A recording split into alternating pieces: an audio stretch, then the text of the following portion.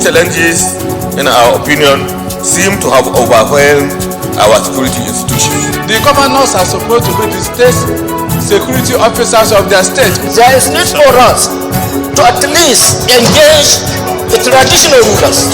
We need to do something about our porous borders. We have to own it from the unit level to the ward level to the local government to state. Mr. President, the importance of today for us is for us to take action. Those in favor say aye. Those against say nay. The ayes have it.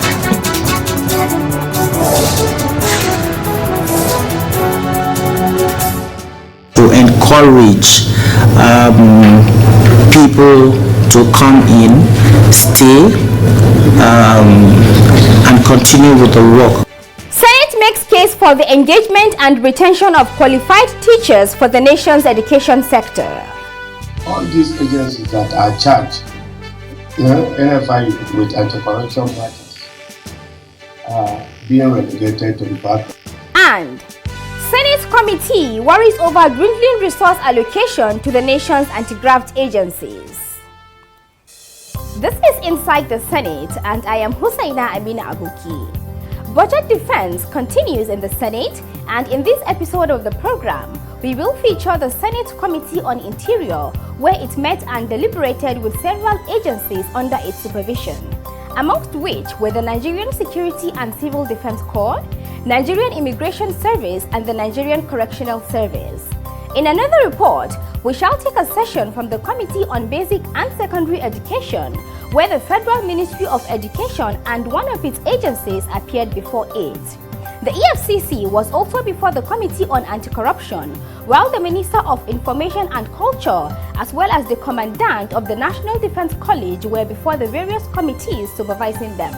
Details of all this when I return after the break. Don't go away.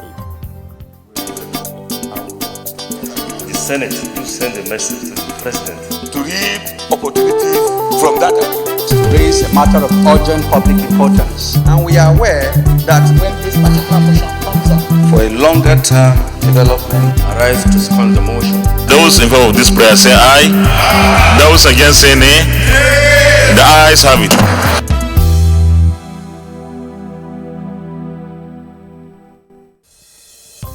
Thanks for joining us. The Committee on Interior had before it three of the nation's paramilitary agencies under its purview, namely Nigerian Security and Civil Defense Corps, Nigerian Immigration Service, and the Nigerian Correctional Service for budget defense exercise. This was on Thursday, the 3rd of November 2022. The committee chairman, Senator Kashim Shettima, who viewed the exercise as his last in the Senate, used the opportunity to present a farewell address. For me and some of my colleagues here, this may be the last session we are going to preside over. But life itself is cyclical. Definitely, this is not the end. This is just the beginning of greater things to come for us as individuals and for our nation as a whole.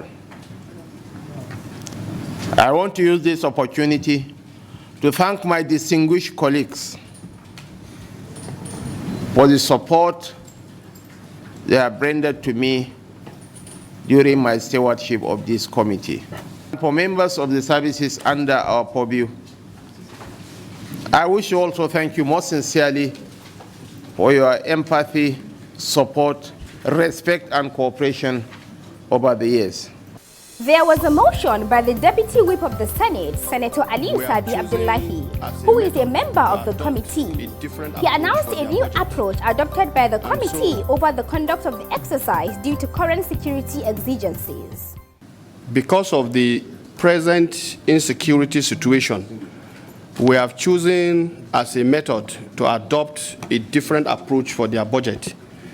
And so what we'll be expecting from them now is, given what they have given us, is the view of the committee that we're not going to go into the detailed back and forth here. And for that reason, we have your documents, and we're going to go through as a committee, and where we have questions to ask, It is the view of the committee that the relevant heads will be invited, because that will give more meaning to what we want done. I second the motion that they take a bow and go, so that we can have time and then look into their budget.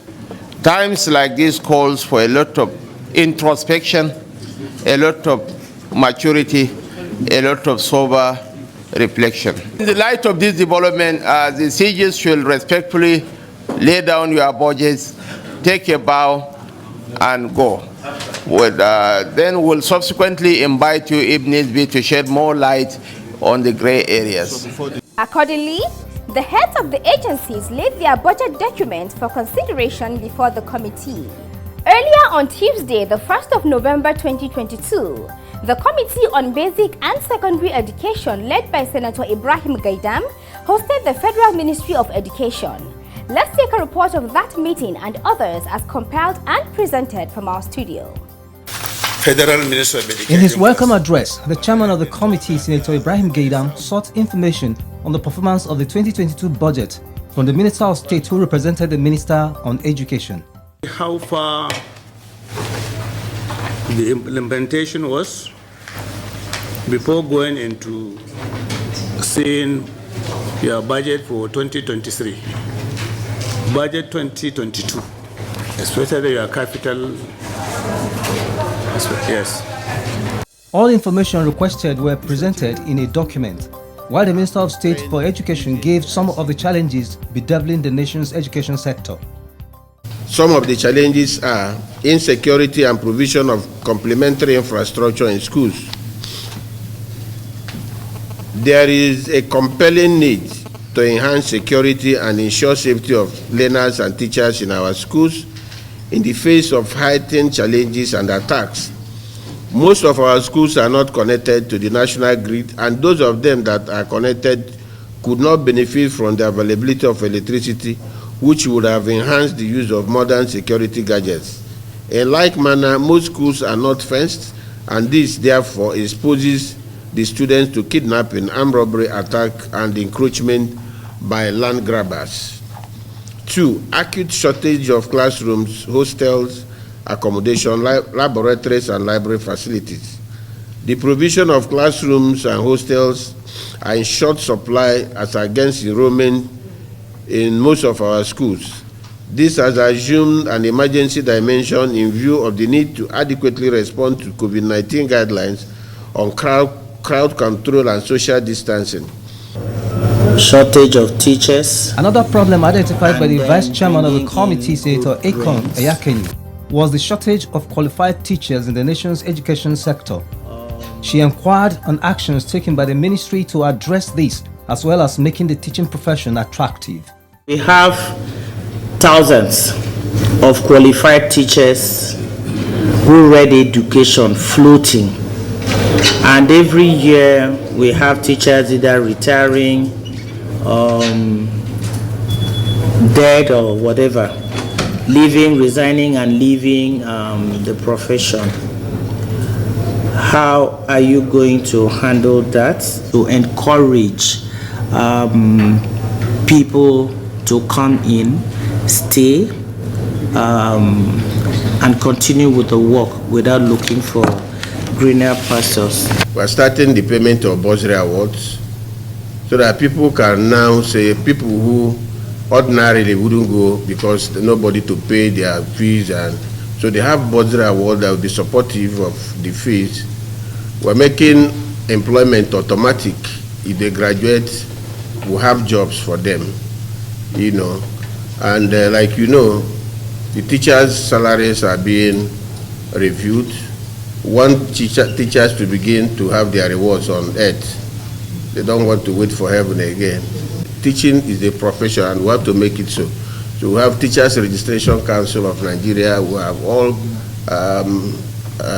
agencies in the ministry ready to build capacity for potential teachers, you know, with ability to impart knowledge to our youth. After contributions from members of the committee, the chairman gave the closing remarks. I would like to assure you that we'll try our best to ensure that We do our best to look at their budget proposals. We do our best, and then if there are any gray areas which need some clarification, we can still invite you or give us more clarification. The 2022 The committee also hosted the National Teachers Institute (NTI). The Director General, Professor Musa Garba Tafsir, disclosed that the 2022 capital component of their budget was 2.1 billion naira, with a release of 1.1 billion naira, out of which 363 million naira, representing 33%, was utilized. He explained why the utilization is low. It's as a result of the constituency projects that members have not completed submitting the dates of their activities for us to release the money. That's why, but at least now we are almost getting the complete list of when they want their activities to be staged, and by next week definitely the money will be released for the activities. He further disclosed that their IGR was grossly depleted by a debt of more than 1.2 billion naira inherited when he assumed duty in 2021 as a result of the engagement of external markers who were being paid 170 million naira per semester to mark students' examination papers. He added that this was even when more than 90 master's degree and PhD holders capable of marking the papers are on the institute's payroll. They said they have not been marking, they don't know how to read. I said, I'm a teacher. I will teach you how to mark. I used 2 weeks to teach them how to mark. So since I realized that NTI is running at loss, that's the reason why I cut almost everything that is not necessary.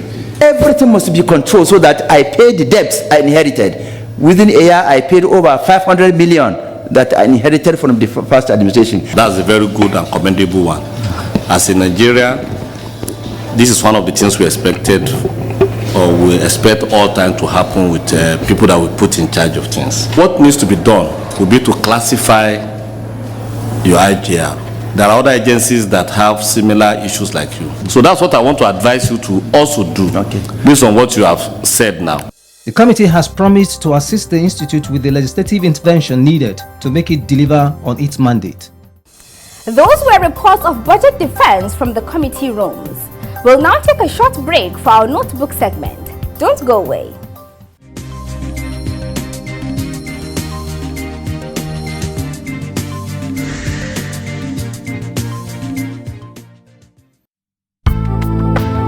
The committee secretariat ensures the smooth running of the committee in the performance of its duties. The secretariat, headed by a committee clerk, performs the following duties. 1. Directing the committee's operations under an effective and result-oriented administrative platform. 2. Liaises with all stakeholders of the committee, the National Assembly and outside, especially officials of ministries, departments and agencies who are billed to appear before the committee. Conducts research into the committee's area of jurisdiction for the purpose of providing intelligent briefs, among other responsibilities that have to do with the passage of any bill referred to this committee. 3. Conducts research into the committee's area of jurisdiction for the purpose of providing intelligent briefs, among other responsibilities that have to do with the passage of any bill referred to the committee.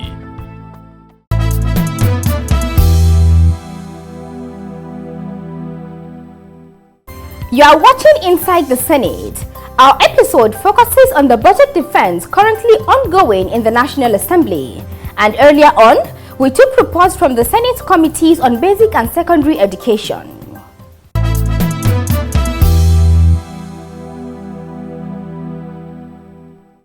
The Committee on Anti-Corruption and Financial Crimes, chaired by Senator Suleiman Abdulkwari, also hosted the Economic and Financial Crimes Commission (EFCC) for budget defense.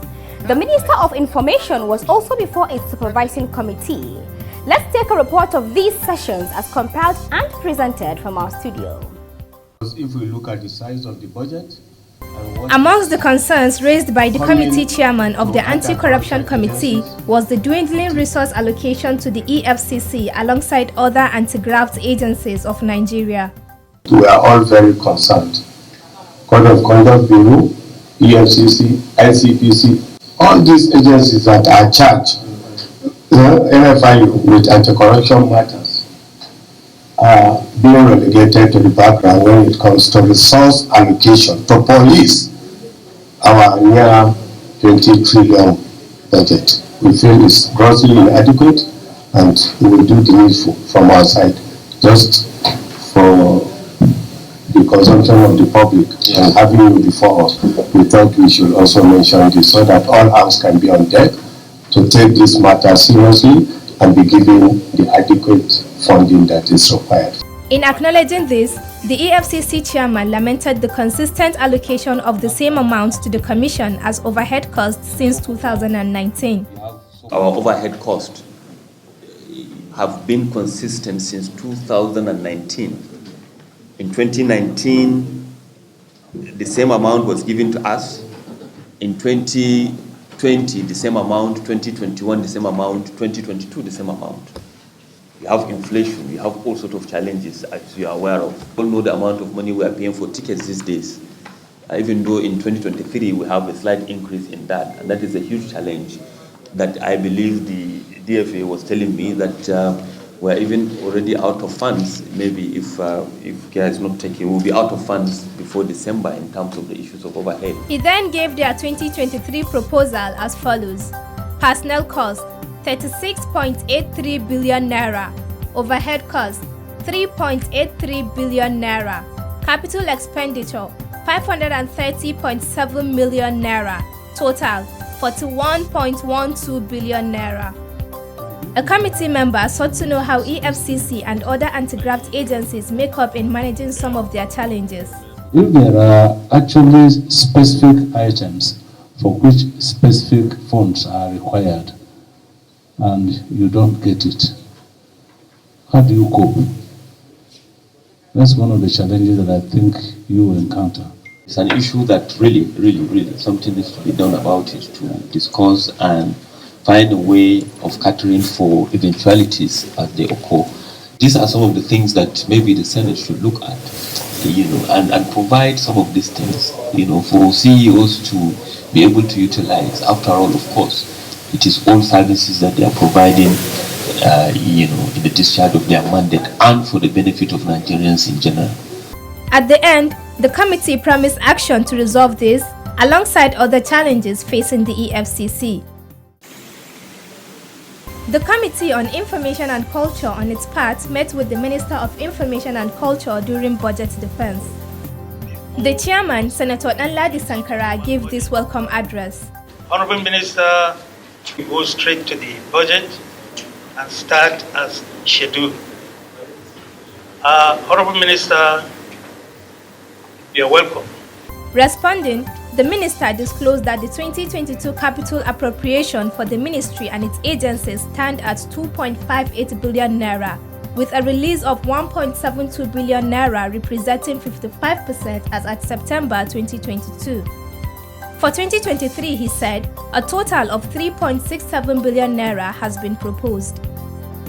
On revenues, he stated that the ministry is not a revenue-generating body, but rather propagates government policies and programs. Nonetheless, the actual collection of revenue in 2021 was 35,657,346, as we can see below. But this year, 2022, to date, we've been able to generate 53,143,214, which is actually more than 30% increase in what we achieved in 2021. The committee promised legislative intervention to address the challenge of underfunding facing the ministry. I also want to use this opportunity to appreciate you and the other members of the committee for the support you've been giving the college. Meanwhile, the National Defense College Abuja has proposed a total of 4.9 billion naira for the capital component of its 2023 budget proposal.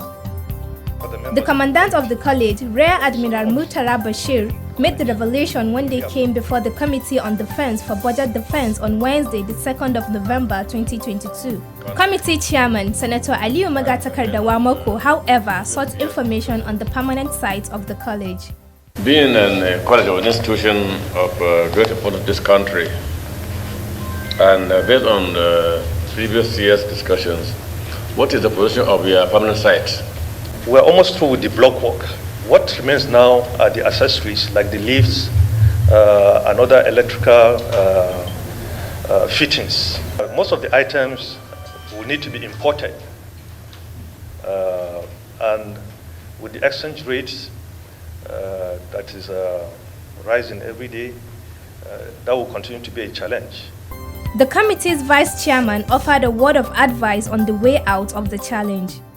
I think the way you have managed the current reality to keep the temporary site and at the same time deploying what you can to the permanent site, I think we need to commend you for that which you are doing and to encourage you more. Let's de-emphasize putting more money on the temporary site so that whatever is available we push to the permanent site.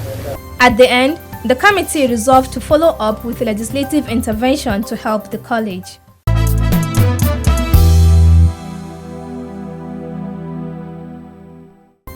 The budget defense exercise is still ongoing, and Inside the Senate will continue to bring you reports of how ministries, departments and agencies fared before their committees. For now, we will take our profile segment. Please stay tuned.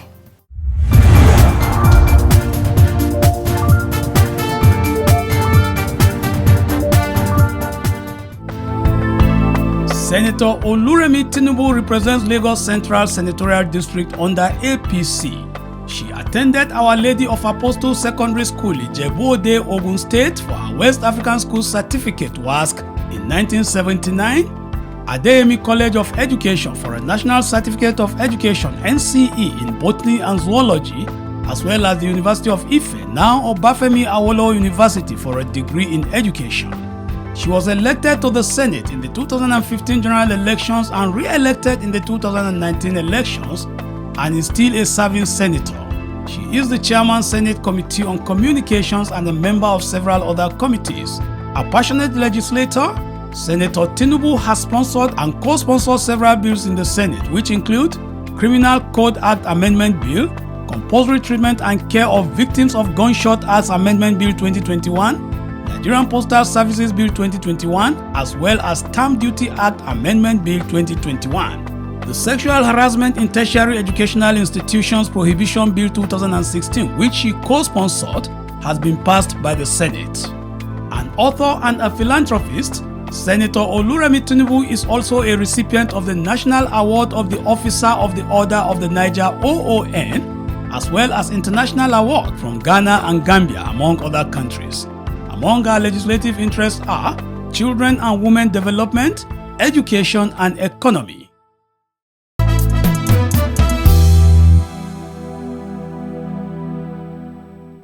With this, we come to the end of this episode of Inside the Senate. Do join us again for another edition showing on this station. You can also follow us on any of our social media platforms showing on your screen. Thanks for watching.